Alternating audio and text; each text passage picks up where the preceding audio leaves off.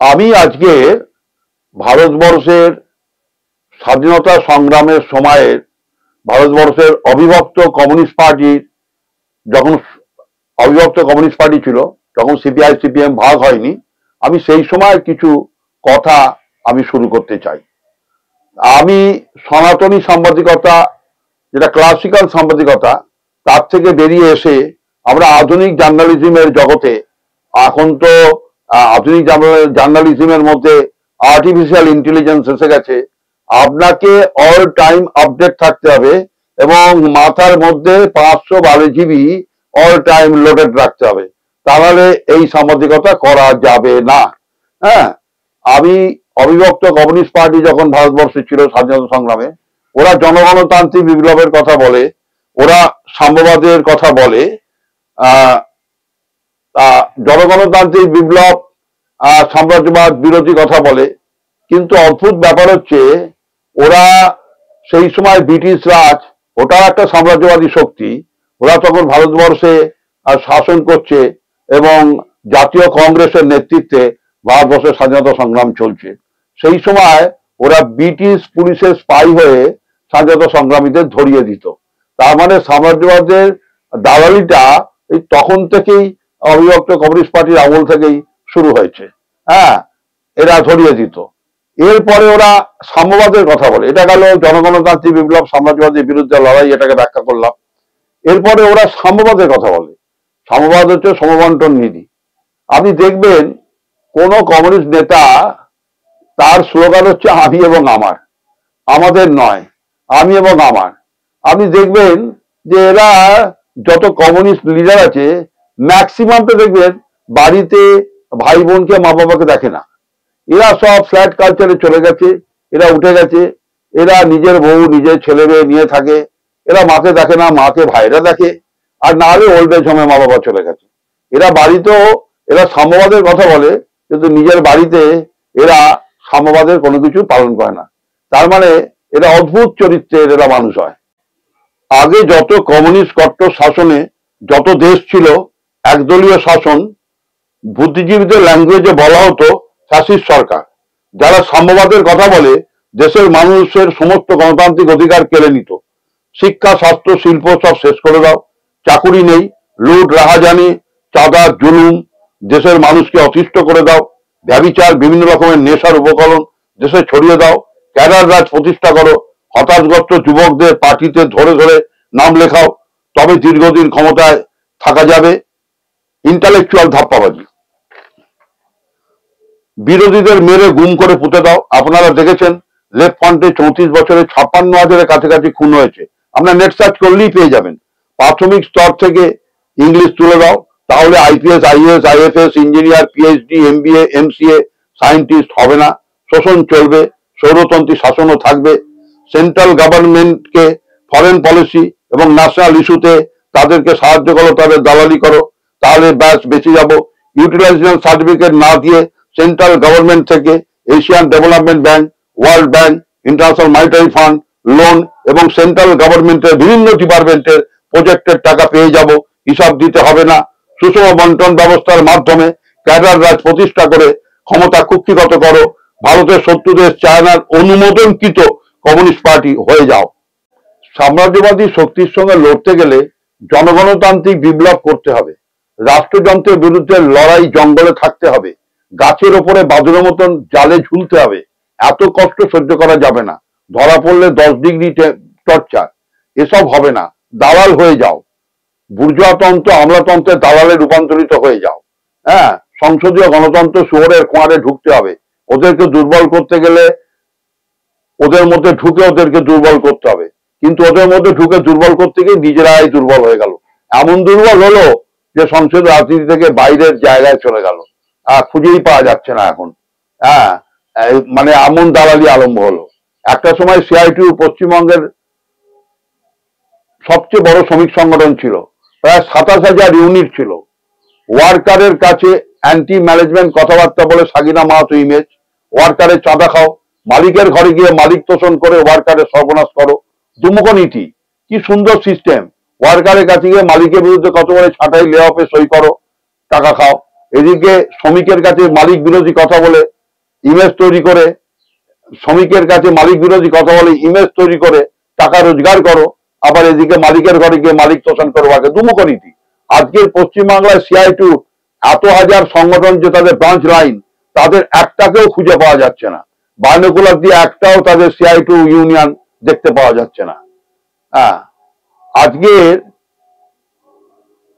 আমার যে গুণগত বৈশিষ্ট্য নিয়ে জন্মাচ্ছি, দাস ক্যাপিটাল, মার্ক্সবাদ, স্ট্যালিনবাদ, লেনিনবাদ, মাওসেতুংবাদ, চেক গুয়েভারাবাদ, ফিডেল কাস্ট্রোবাদ পড়িয়ে তার পরিবর্তন করা সম্ভব নয়।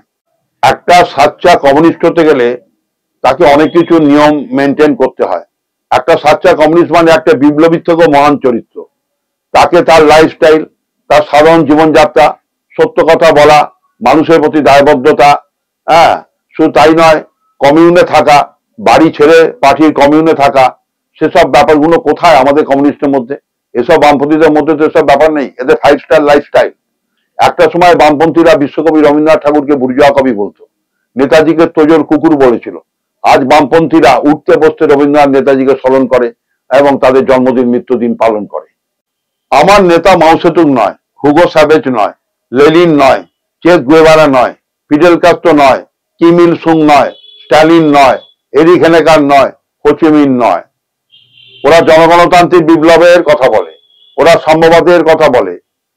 হ্যাঁ, ওরা স্বাধীনতা সংগ্রাম যখন হয়েছে, ওরা যে সমস্ত কাজকর্ম করেছে স্বাধীনতা সংগ্রামের বিরুদ্ধে, হ্যাঁ, এটা ইতিহাসের পাতায় স্বর্ণাক্ষরে লেখা থাকবে। জ্যোতি বসু CPM পার্টির সবচেয়ে বড় ক্যান্সার। কমিউনিস্ট সব থেকে বড় শত্রু হচ্ছে সোশ্যাল ডেমোক্র্যাট। জ্যোতিবাবু মুখ্যমন্ত্রী থাকাকালীন প্রত্যেকটা সাব ডিভিশনে একটা করে সোশ্যাল ডেমোক্র্যাট ফ্যাক্টরি তৈরি করে দিয়েছিল, এবং সেই সোশ্যাল ডেমোক্র্যাট ফ্যাক্টরি থেকে হাজার হাজার লক্ষ লক্ষ কোটি কোটি সোশ্যাল ডেমোক্র্যাট জন্ম নিয়েছে। এবং তাদের main slogan, you are the compromising force between labour and capital. তারাই এখন পার্টিকে নিয়ন্ত্রণ করে। পার্টির মধ্যে দুর্নীতি জ্যোতিবাবু তৈরি করেছে, এবং যার জন্য আজ কমিউনিস্ট পার্টি পশ্চিমবাংলা থেকে মুছে গেল। কমিউনিস্টরা একবার ক্ষমতা থেকে চলে গেলে আর ফিরে আসে না। পূর্ব ইউরোপ থেকে কমিউনিস্টরা নিশ্চিহ্ন হয়েছে। মার্কিন CIA একটা বিশেষ সংগঠন আছে, সেই সংগঠনটার নাম হচ্ছে অ্যান্টি কমিউনিস্ট অর্গানাইজেশন। এরা বিভিন্ন NGOর মাধ্যমে প্রত্যেকটা কমিউনিস্ট কান্ট্রি ঢুকে যায়। ঢুকে গিয়ে এরা তাদেরকে যে জাতের দুর্বলতা আছে তাকে সেইভাবে ট্র্যাপ করে আজকের হাঙ্গেরি, রোমানিয়া, চেকোস্লোভাকিয়া থেকে, পোল্যান্ড থেকে কমিউনিস্টকে নিচ্ছিন্ন করে দিল। কিউবা আজকের শেষ, অর্থনৈতিক অবরোধ করে দিয়ে তাদের আজকে শেষ করে দিয়েছে। হ্যাঁ, আজকের সোভিয়েত রাশিয়াকে সেখানে গ্লাসোদাস পেরিস্তাইকা করে দিয়ে সেখানে সোভিয়েত রাশিয়াকে ভেঙে আজকে টুকরো করে দিয়েছে। বরিস ইলিয়সিভ, মিখাইল গর্বাচেভ CIA এজেন্ট এবং অ্যান্টি কমিউনিস্ট অর্গানাইজেশনের এজেন্ট, এটা প্রমাণ হয়ে গেছে। আজকে রাশিয়ার টুকরো হয়ে গেছে। আজকে মিখাইল গর্বাচেভ মৃত্যুর দিন অবধি সে দেশে ফিরতে পারেনি, সে আমেরিকায় ছিল। সারা ওয়েস্ট বেঙ্গলে CPM পার্টির গণশক্তি ভবন, প্রমোদ দাশগুপ্ত ভবন, দীনেন মজুমদার ভবন সহ সব জেলার সম্পত্তি নিয়ে, প্রত্যেকটা শাখা সংগঠনের প্রত্যেক সাব ডিভিশন জেলার অফিস নিয়ে আজকে 4000 কোটি টাকার CPM পার্টির পশ্চিমবঙ্গের ল্যান্ড অ্যান্ড প্রপার্টি। বিশ্ব রাজনীতি বড় বড় কথা আহরণ করে লাভ নেই। দেশের মাটিতে গড়ে ওঠা উচ্চ সংস্কৃতির আধারের সঙ্গে যোগসূত্র মিলিয়ে চলতে হবে, নাহলে হারিয়ে যেতে হবে। হ্যাঁ, আজকে আমার দেশের শরৎচন্দ্রের দেবদাস অনেক বড় চরিত্র। দেশের মনীষী মূল্যায়ন করে তাদের নির্দেশিত পথে ভারতবর্ষের রেগুলেশন সম্ভব। ভাড়া করা বাইরের নেতা দিয়ে বা তাদের কথা দিয়ে আমাদের দেশের জনগণ এটা নেবে না। তাই হয়েছে আজকের এদেরকে আজকের মানে জনগণ পরিত্যাগ করেছে। উন্নত বামপন্থার আমি একটা সময়ের জন্য প্রগতিশীল প্ল্যাটফর্ম তৈরি হয়ে গেলে আমার থেকে বড় প্রতিক্রিয়াশীল আর কেউ নেই। বই পড়ে জলে সাঁতার কাটে যায় না। ধরুন, আমি মিহির সেন আরতি শাহ সপ্ত সমুদ্র পার হয়েছে, আমি মিহির সেন আরতি শাহর বই ইন্টারন্যাশনাল বুক ট্রাস্ট থেকে কিনে নিয়ে এসে আমি কয়েক হাজারবার বইটা পড়লাম। আমাকে যদি বালি ব্রিজ আর হাওড়া ব্রিজের ওপর থেকে মাঝখানে যদি ফেলে দেওয়া হয়, আমি কি বড়বাজার বা হাওড়া স্টেশনের দিকে উঠবো, বা দক্ষিণেশ্বর বা উত্তরপাড়ার দিকে উঠবো? আমি পারবো না। আমি যেখানে পড়বো সেখানেই ঢুকে যাব। তার মানে কি? তার মানে বই পড়ে জলে সাঁতার কাটলে হবে না। তার মানে মার্ক্সবাদের বই পড়লেই আমি কিন্তু কমিউনিস্ট হলাম না। মার্ক্সবাদের বই পড়লেই আমি কমিউনিস্ট হলে তাহলে আমার জীবনধারা, আমার শৈলী, আমি কমিউনে থাকি কিনা, সত্য কথা বলি কিনা, মানুষের প্রতি আমার দায়বদ্ধতা আছে কিনা, আমার দায়িত্ব আছে কিনা, সমাজের প্রতি আমি কতটা কাজ করলাম, হ্যাঁ, কতটা আমি মানুষের অধিকার নিয়ে আন্দোলন করলাম, হ্যাঁ, মানুষের ভালো থাকার জন্য সমাজ কল্যাণমূলক কি কাজ করলাম, সেসব গুলো নিশ্চয়ই ব্যাপারগুলো তার মধ্যে পড়ে। এই লেফট ফ্রন্ট যারা জেনারেল ইলেকশনে 294টা সিটের মধ্যে 235টা সিট পেয়েছিল, তারা কি করে জিরো হয়ে গেল, ম্যাক্সিমাম ক্যান্ডিডেট জগন্নাথ জব্দ হয়ে গেল, এটা ভাবা যায়? সারা বিশ্বের দিকে তাকালে দেখা যাবে আন্তর্জাতিক কমিউনিস্ট দুনিয়াটা অনেক ছোট হয়ে গেছে। বর্তমান কমিউনিস্ট ভোটাররা মমতা ব্যানার্জির মধ্যে সাচ্চা বামপন্থী ছায়া দেখতে পায়। তারা বলে মমতা ব্যানার্জি আসল কমিউনিস্ট। আমি এতক্ষণ ধরে যা বললাম আপনারা সকলেই সেগুলো খুব ভালো করে আপনারা আপনারা বারবার শুনবেন, বুঝতে পারবেন। আমি খুব পরিষ্কার ভাবে বলেছি, ইন্টেলেকচুয়াল ধাপ্পাবাজি, বই পড়ে ধাপ্পাবাজি মারাত্মক ব্যাপার। বই পড়ে ধাপ্পাবাজি মানে সাংঘাতিক ব্যাপার, মানে অন্যায় করে অন্যায় না স্বীকার করা, হ্যাঁ, এবং যে অন্যায় করছে না তাকে অন্যায় অভিযুক্ত করা, এটাকে বলে বুদ্ধিজীবী ধাপ্পাবাজ। এই বর্তমান বামপন্থীরা পশ্চিমবাংলার বুকে যারা আছে তারা সব বুদ্ধিজীবী ধাপ্পাবাজ। ডাকসাইটে ধাপ্পাবাজ কারা? যারা অত শত বোঝে না, সহজ সরল, তারা অন্যায় করে, কিন্তু আপনি দিনের পর দিন তাদেরকে বলছেন যে এই অন্যায়টা করো না, এই অন্যায়টা করলে জনগণ থেকে বিচ্যুতি হয়ে যাবে, জনগণ তোমাদের আর গ্রহণ করবে না।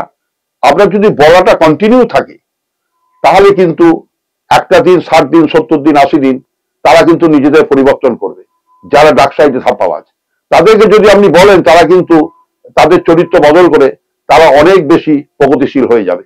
কিন্তু যারা বুদ্ধিজীবী ধাপ্পাবাজ তারা এই ভালো কথা তো শুনবেই না, তারা স্বীকারই করবে না, তারা এই অন্যায়টা করে অন্যায়টাই স্বীকার করবে না, তারা মৃত্যুর দিন অবধি তারা এই অন্যায়টা করেই যাবে, কারণ তারা ইন্টেলেকচুয়াল ধাপ্পাবাজ। এখানে আমি আমার বক্তব্য শেষ করলাম। আমি আশা করি আপনাদের ভালো লাগবে।